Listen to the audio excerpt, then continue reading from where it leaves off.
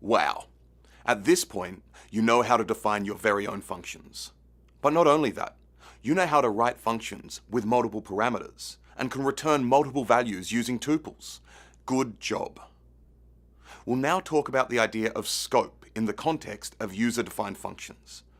You've been defining variables in your programs, and so far you've been using these variables without any problems. However, one of the things you should know is that not all objects that you define are always accessible everywhere in a program. Enter the idea of scope, which tells you which part of a program, an object, or a name may be accessed. Names refer to the variables, or more generally, objects such as functions that are defined in your program. For example, a variable x has a name, as does the function sum. There are three types of scopes that you should know. The first one is the idea of the global scope. A name that is in the global scope means that it is defined in the main body of a script or a Python program. The second one is the local scope. A name that is in a local scope means that it is defined within a function. Once the execution of a function is done, any name inside the local scope ceases to exist, which means you cannot access those names outside the function definition. The third is something called the built-in scope. This consists of names in the predefined built-ins module Python provides, such as print and sum.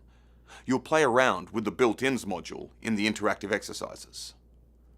Let's look at a couple of examples to clarify these definitions. Let's check out our example function square from earlier. We define the function and then call it. If we then try to access the variable name new val after function execution, the name is not accessible. This is because it was defined only within the local scope of the function. The name new val was not defined globally. Now, what if we define the name globally before defining and calling the function? In short, any time we call the name in the global scope, it will access the name in the global scope, such as you see here. Anytime we call the name in the local scope of the function, it will look first in the local scope. That's why calling square 3 results in 9 and not 10. If Python cannot find the name in the local scope, it will then and only then look in the global scope. Here, for example, we access new val defined globally within the function square. Note that the global value accessed is the value at the time the function is called, not the value when the function is defined. Thus, if we reassign new val and call the function square, we see that the new value of new val is accessed. To recap, when we reference a name, first the local scope is searched, then the global.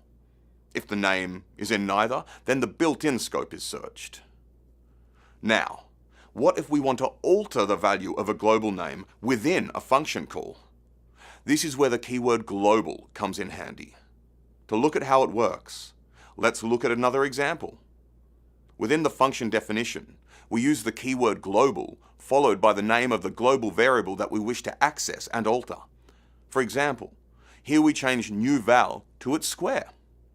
The function call works as one would expect. Now calling new val, we see that the global value has indeed been squared by running the function square. Now it's your turn to play with all things scope, local, global, and built-in. Have fun.